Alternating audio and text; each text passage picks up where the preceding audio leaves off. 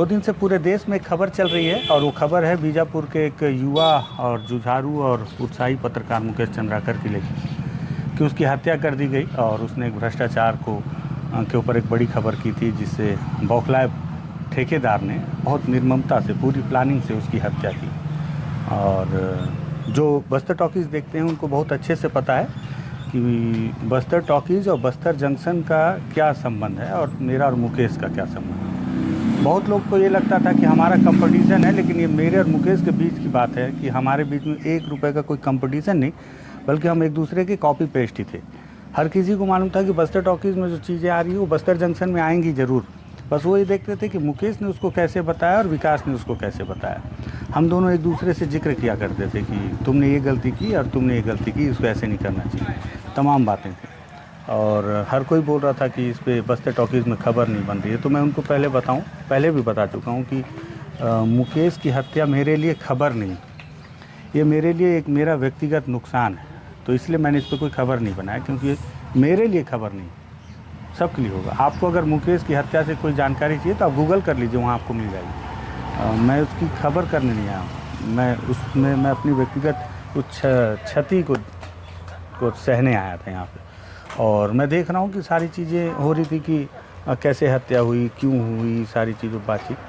एक और मुद्दा था, आपको पता है, एक छोटा सा वीडियो हम अपने बस्तर टॉकीज़ में चला रहे हैं, उसका छोटा सा अंश की वो मुकेश जिस पे पूरा देश बातचीत कर रहा है कि एक पत्रकार था, युवा था और भ्रष्टाचार के खिलाफ आदिवासियों की आवाज़ उठाता था और तमाम चीज़ें। वो मुकेश चंद्राकर बना कैसे वहाँ तक पहुँचा, आपको ये भी जानना चाहिए।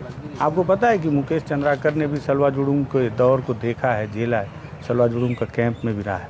कौन बताएगा ये सब कहानी? वही बताएगा जो उसके साथ बचपन से रहा है।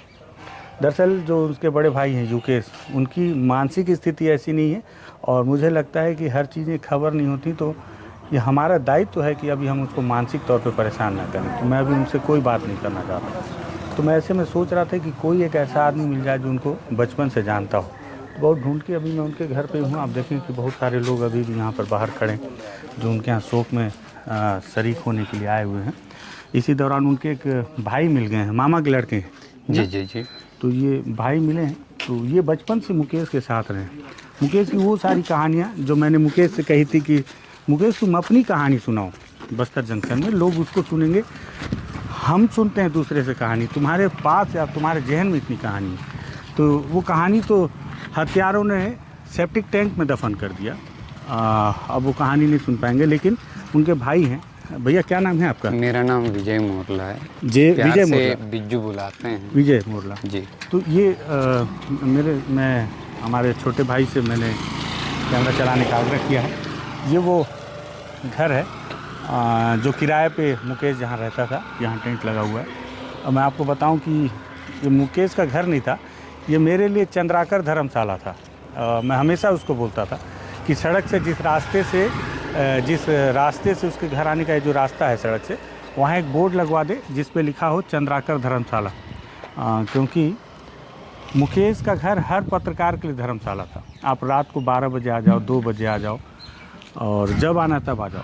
घर में अगर थोड़ा सा भी राशन है तो उसको जैसा चाहो बनाओ, खाओ, और जहाँ सोना है सो जाओ, जैसे रहना है रहो। धर्मशाला है हर किसी के लिए, कभी पूछना नहीं है। मैं आज तक यहाँ रहने के लिए पैसे खर्च नहीं किया बीजापुर में, ना मैंने कभी होटल लेने की सोची। और सोचता उससे पहले ही मुकेश नाराज़ हो जाता कि अब आप होटल में रहोगे। तमाम यादें हैं मेरे पास उसके साथ जुड़ी हुई, कितनी यादें बताऊँ। लेकिन अभी उसके बचपन की याद मैं बताऊँ, मैं सोचा पहले वो घर दिखा दूँ जहाँ मुकेश रहते थे, जो हमारे लिए एक चंद्राकर धर्मशाला था, जो अब नहीं है। ये मेरा एक व्यक्तिगत स्वार्थ है कि ये मेरा नुकसान है, बता रहा हूँ। विजय भाई हैं।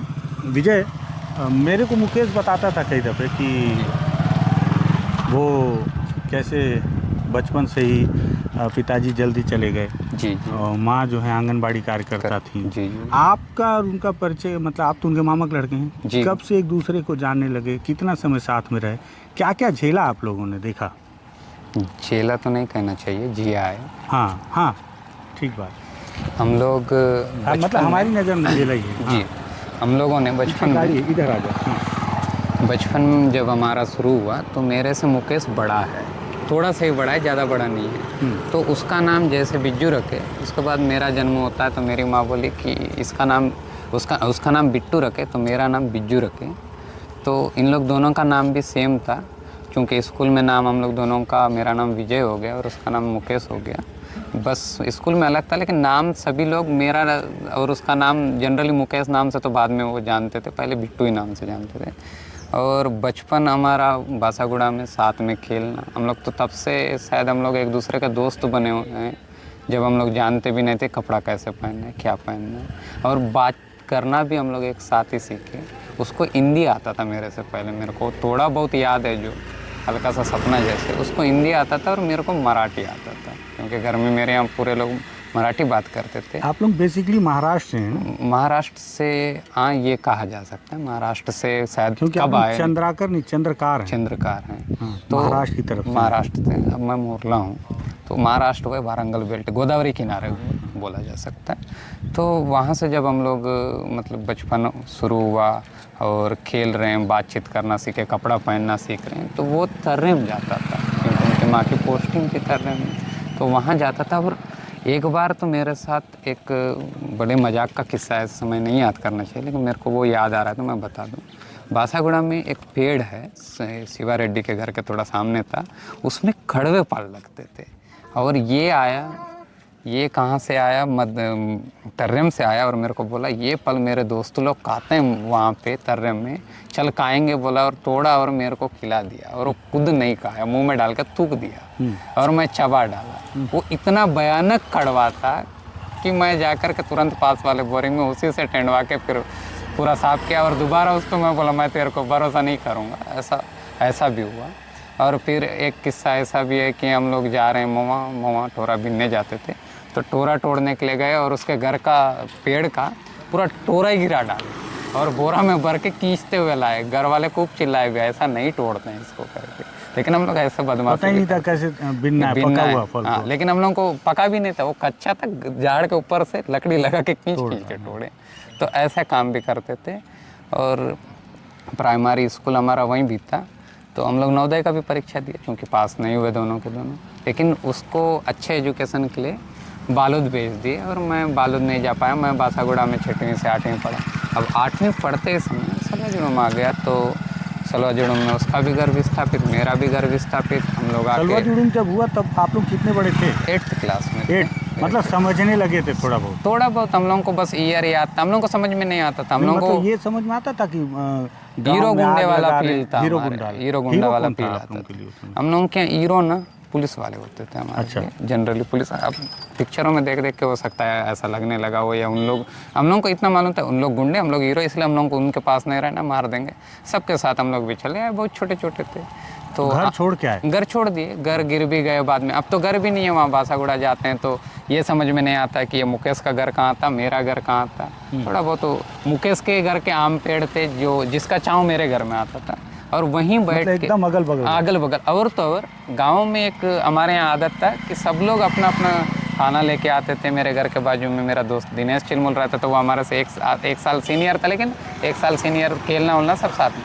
तो सब लोग लाते थे और वहाँ बैठ के खाते थे। और खेल में कौन पहले खाएगा वाली खेल भी खेलते हुए हम लोग खाना खाया करते थे। घर में मेरे घर के सामने मंडप बनता था, सबका मतलब बचपन वहीं बीतता है, क्रिकेट खेलने चले जाते थे। और जब ये बालोद में पढ़ के भी आता था तो हम लोगों को यही बताता था कि चलो क्रिकेट खेलेंगे, सीरीज कराते हैं, ऐसा सीरीज होता है। हमको तो पता उस समय सीरीज का नाम था। बालोद भी गया हुआ? बालोद में पढ़ा है, आदर्श में पढ़ता था वो, और खूब अच्छा एजुकेशन था, पढ़ाई में ठीक था।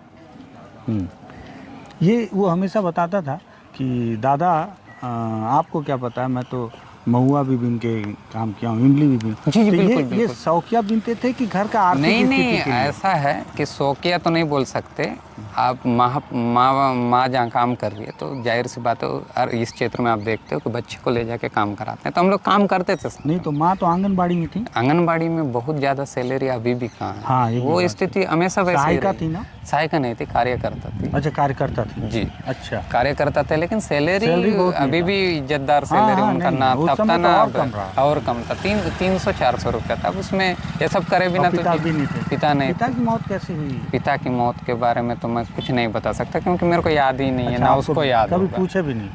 उसको भी नहीं पता है। यूकेश बाबा को शायद पता होगा। हाँ, हाँ। हम लोग बाबा जीजा को बोलते हैं, मतलब हमारे मामा को बेटा को बाबा बोला जाता है, पहले जैसे से, है वो हाँ। आंध्रा कल्चर महाराष्ट्र के किनारे। तो आंध्रा कल्चर भी है, महाराष्ट्र कल्चर भी है। हाँ, हमारा मतलब गोदावरी बेल्ट को आप जैसे देखते जाओगे तो गोदावरी बेल्ट में आपको ये चीज़ सभी दिखेगा लोग कि में वो ऐसे हैं। हाँ, हाँ। वारंगल के आसपास के लोग ऐसे दिखते रहेंगे, उनका बात में भी हल्का सा उर्दूपन दिखता है। ऐसा। अच्छा। और मुकेश को मराठी बाद में आया, मज़ेदार बात, मराठी उसको पहले नहीं आया, पहले उसको हिंदी आया, मेरे को हिंदी बाद में आया, उसको ऐसा हम लोग सीखे। गोंडी हल्का पुल्का, आज भी उसका हल्का पुल्का है, वो शायद भूल गया होगा, मेरे को लगता है।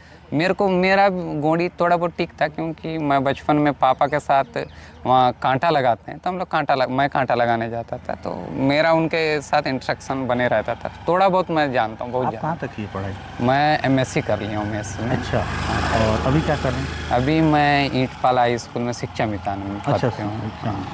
ठीक है। तो ये और कोई मतलब ऐसा, जैसे वो मेरे को बताता था, मैं उसको बोलता रहा कई बार कि मुकेश तुम अपनी कहानी बताओ, है ना, कि बहुत आसान नहीं, मतलब वहाँ से और कितना लड़ के वो यहाँ तक पहुँचा। एक मस्त स्टोरी बताता हूँ, शायद मैं इसको एक बार उसके बर्थडे विश के लिए ना फेसबुक वॉल पे भी लिखा था। तो बात ऐसा था, 12th का समय था, कलेक्टर जिला नया बना हुआ है बीजापुर, और मुकेश 11वीं पढ़ने के लिए आर्थिक स्थिति ज़्यादा ही ख़राब हो गया था सलाजुड़ूम के बाद, तो दंतेवाड़ा में पढ़ाना संभव नहीं था, तो वापस आ गया आवापल्ली।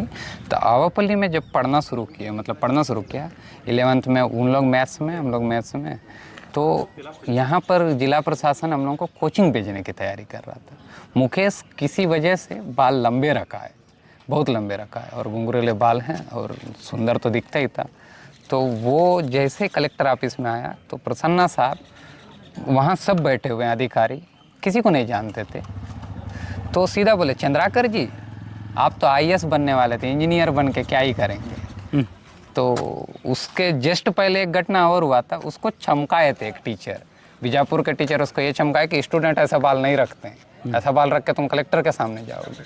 और वहाँ जाने के बाद सीधा उल्टा हुआ कि कलेक्टर ही पूछ रहे हैं कि चंद्राकर जी आप तो आईएएस कैसे पहचान गए? दरअसल मुकेश, ये कहा जा सकता है क्रांतिकारी स्वभाव शायद था उसमें, शायद था ना, ताई शुरू से। तो स्कूल में किसी वजह से कलेक्टर गए थे, और कलेक्टर को सीधा का मतलब इनसे इंस्ट्रक्शन करने के लिए सामने खड़े हो गया था कि मुझे आईएएस बनना है ये। तो उससे बहुत प्रभावित हुए थे, उनको वो प्रभावित हुए थे, नाम वाम तो साहब को याद था उस समय। तो साहब उसको उस बड़े भीड़ में पहचान के अकेले को पूछे थे। कब? 10th के समय? ये 12th के समय, हम लोग 12th मतलब पेपर दे दिए थे, उसके बाद साहब ना इनको अच्छी पढ़ाई कोचिंग करवाने के लिए, क्रैश कोर्स के लिए हम लोग को भिलाई भेज दिए थे पढ़ाई करने वाले। तो मुकेश भी क्या था? हाँ, मुकेश साथ में गया था, हम लोग साथ में भिलाई में क्रैश कोर्स किए हैं उसके बाद। लेकिन फिर पढ़ाई में आगे आर्थिक संकट कहा जा सकता है, या तो फिर अन्य माँ का भी तबीयत बहुत ज़्यादा उसकी खराब था। माँ की तबीयत को लेकर के, नहीं तो हम लोग जब भिलाई क्रैश कोर्स ख़त्म करके आ रहे थे, मुकेश अच्छी किताबें लाया था, अच्छी किताबें ला करके, आईआईटी होता था उस समय, आईआईटी जेईई की पेपर होती थी, तो इसको क्लियर करना है करके बुक लाया, पढ़ाई भी नहीं किया, लास्ट में वो बुक्स अपने मतलब जूनियर्स को दे दिया कि तुम लोग इससे पढ़ो करके। तो हम लोग जब मिलते थे कभी उस समय, तो एजुकेशन पे बात करते थे कि भाई कैसा है। हम लोग कई बार रोड में चलते हुए कई सारे केमिस्ट्री के जैसे उसका केमिस्ट्री खूब भी स्ट्रॉन्ग था, तो केमिस्ट्री के बारे में बताता था वो। तो ऐसा। तो अच्छा, जैसे मेरा है कि मेरे जीवन में कभी प्लान नहीं था कि मैं पत्रकार बनूंगा, वो कभी बोलता रहा कि मैं पत्रकारिता करूंगा? नहीं, तो उसका सपना तो आईएएस बनने का। हाँ, आईएएस बनने का था। और कई बार एक घटना मेरा दोस्त बता रहा था कि एक शिविर कैंप में तो वो ये बोल दिया क्या बनना है, हमको सीएम बनना है बोल दिया डायरेक्ट। मतलब हम कलेक्टर बनेंगे, सीएम बनेंगे, ऐसा मतलब छोटा विजन था ही नहीं, छोटा विजन था ही नहीं, भले स्ट्रगल, इसलिए शायद वो आज इतना बड़ा आदमी बन पाया। ठीक बात। और क्या घर का स्थिति कैसे, मतलब जैसे एक बार मेरे को बता रहा था कि माँ कहीं जा रही थी और कुछ पैसा था बहुत थोड़ा सा, और उसको ऐसे डब्बा में रखती थी। हाँ। ये देख लिया मुकेश कि माँ जो है पैसा रख के जा रही है। अब जान तो रहे, होशियार तो था, जैसी माँ उधर निकली, ये भाई साहब वो पैसा डब्बा से चुरा के चले गए, क्या बाटी खरीद लिए। बाटी ये घटना तो मुझे याद वो- नहीं है, वो हो मेरे को सकता है पता बाटी उसके बाद हम लोग साथ में जरूर खेले होंगे तो उस बाटी से। वो बाटी खरीद लिए। अब शाम को जब माँ आई तो पूछी यूकेश से कि बिट्टू कहाँ है, पता नहीं वो बाटी खेल रहा है। बाटी कहाँ से, पता नहीं कहाँ से ला, लेकिन बहुत सारा बाटी लाया है। तो उनकी माँ तत्काल समझ गई, क्योंकि एक माँ अपने बच्चे को बहुत अच्छे जानती। वो मुकेश को ढूंढने से पहले उस डब्बे के पास गई जहाँ सुबह पैसा रखे गई थी। डब्बा खोली तो देखी पैसा गायब है, वो समझ गई। और उसके बाद जो फिर मुकेश का बाटी बनाई, मतलब वो खुद बताता था कि ढंग से उसको, नहीं, हम लोगों की सोटाई खूब हुई, उसमें कोई हाँ, दो मत नहीं है कि ढंग हम से लोगों उसको को मार पड़ा। पिटाई में कभी बक्सा नहीं गया, पढ़ाई के लिए हो या कुछ भी हो। अब उसके बड़े भैया भी खूब कूटते थे, हमारे भी, हमारे अपने यहाँ बड़े भैया उसको और मेरे पारिवारिक को- कुटाई हाँ, होती थी। मतलब हम लोगों की कुटाई बांध के भी हुई है। हम लोग दोनों को बांध के भी, हमारे नदी में जाते थे, बासागुड़ा में तालपेरू नदी है, हम लोग नहाने जा रहे हैं, हमारे आँख लाल हो गए हैं, हम लोग नहा ही रहे, मन भर ही नहीं रहा है हमारा। ऊपर से आते थे तो ऊपर से हम लोग देख के भगना शुरू कर देते थे और घर ले जाके कूटते थे, खूब कूटते थे कि कुछ डंडे हो से जाए। ही सुखाया जाता डंडा था। सबसे सुखाया जाता था हम लोगों को, उसमें कोई वो नहीं। मतलब मैं यही जानना चाह रहा था, बस अपने दर्शकों को ये बताना चाह रहा था कि मुकेश चंद्राकर, और मतलब ऐसा नहीं कि आसानी से आए और बस्तर जंक्शन एक यूट्यूब चैनल बनाए और नक्सल पे रिपोर्टिंग किए। नक्सल पे रिपोर्टिंग के पहले नक्सलवाद को देखा भी है हाँ बिल्कुल देखा है, क्योंकि बचपन से ही ऐसे क्षेत्र में सलवा गया जुड़ूम की जो शुरुआत भी देखी आप हाँ, लोगों ने। सलवा जुड़ूम की शुरुआत हम लोगों कैंप ने में रहने का देखा। अनुभव हम भी लोग लिया। गांव छोड़ दिए, हम्म। क्योंकि वो उस समय गांव हम लोग जब छोड़े थे, जनवरी फरवरी का मंथ था, तो उस समय वहाँ पढ़ाई करने के लिए बालूद में था। बालूद से फिर जगदलपुर गया, वो जगदलपुर से फिर उन लोग आके आवापल्ली में रहने लग गए, फिर आवापल्ली शिफ्ट हुआ, फिर बड़ा भाई मीडिया के क्षेत्र में आया, तो फिर वो भी उनके साथ साथ पहले यूकेश है, पहले वो यूकेश। गैरेज में काम भी किया हूँ, बता हाँ, रहा था। ये बासागुड़ा। मेरे को बताता है, गैरेज का बहुत अच्छा किस्सा बताया था मेरे को। ये बताया था, मैं देखा तो नहीं हूँ क्योंकि मैं बीजापुर में रहता था। आवापल्ली में कोई एक गैरेज है, हाँ आवापल्ली। आवापल्ली में एक गैरेज है, वहाँ पे वो जब काम करने जाता था तो गैरेज के गुरु, वहाँ भी गुरु होते हैं, वो कहता था कि गुरु जाते ही साथ वहाँ सबसे पहले मेरे को जो काम किए, गाड़ी धुलवाने का काम देते थे मैंने इसको। गाड़ी धोना सीखा। गाड़ी धोने का सीखो पहले, तो उससे गाड़ी धुलवाते थे और महीना में 5 रुपया 10 रुपया ऐसा देते थे, क्योंकि सिखा रहे हैं उसको काम। तो ऐसा होता था। वो बताता है कि एक बार मेरे को पंचर बनाने के लिए दिए थे, तो टायर में कुछ गुटखा उल्टा फंसा दिया था। वो आदमी जाके मतलब 100 मीटर गया और गाड़ी चलना ही बंद, चक्के रुक गए थे। ऐसा काम भी मतलब गलती हो गया था इससे। तो ये विज्जू भाई हैं और मुकेश के बचपन के साथी, बचपन से सारी बदमाशियां साथ में की और सारी चीज़ें देखी, फेस किए। हमेशा मुकेश मेरे से जब भी रिपोर्टिंग के दौरान हम चर्चा करते थे तो अलग अलग किस्से, जब भी हम बासागुड़ा गए हैं तो आवापल्ली में उसने हर बार उस गैरेज को दिखाया। दादा इसी गैरेज में काम करना सीखा था मैं, और पहले मैं मैकेनिक बन रहा था। आईएएस बनने की चाह थी, लेकिन मैकेनिक बनना शुरू किया क्योंकि हालातों ने इमली और महुआ भी बिनवाया। फिर ये सफ़र ज़िंदगी का चलते चलते पत्रकारिता तक लाए, और बाकी की कहानियाँ आपको गूगल पे मिल ही रही होंगी लगातार 2-3 दिनों से। तो मैं सोच रहा था कि ये भी बताया जाए कि जिस मुकेश को आज आप सुनना चाह रहे हैं, सर्च कर रहे हैं, जिसको जानना चाह रहे हैं, वो मुकेश बासागुड़ा के उस इलाके से निकल के इमली बिन के, महुआ बिन के, आईएएस का सपना लेके और ज़िंदगी में कहाँ कहाँ घूमते, और मात्र 32-33 साल में सारी चीज़ें जी के, और उन कहानियों को सेप्टिक टैंक में दफन कर दिया गया, सिर्फ इसलिए क्योंकि उसने थोड़ा सा सच बता दिया कि वो बस्तर जिसको सरकार छाती पीट पीट के बता रही है बदल रहा है, उस बदलाव वाले बस्तर में किसका किस्मत बदल रहा है और कैसे बदल रहा है, बस यही बताने की कोशिश की थी। तो सच बोलने वाले के साथ इंसाफ होता है, और उसके साथ इंसाफ कर दिया गया। ये कहानी थी, मुझे लगा कि इस पर भी बातचीत होनी चाहिए, आपको पता चलना चाहिए। और ये कहानी नहीं, ये हकीकत थी। मैं माफ़ी चाहूँगा, मैं शब्द वापस लेता हूँ, हकीकत थी। अगर आपको लगे कि इसे भी सुन लेना चाहिए तो सुनिए।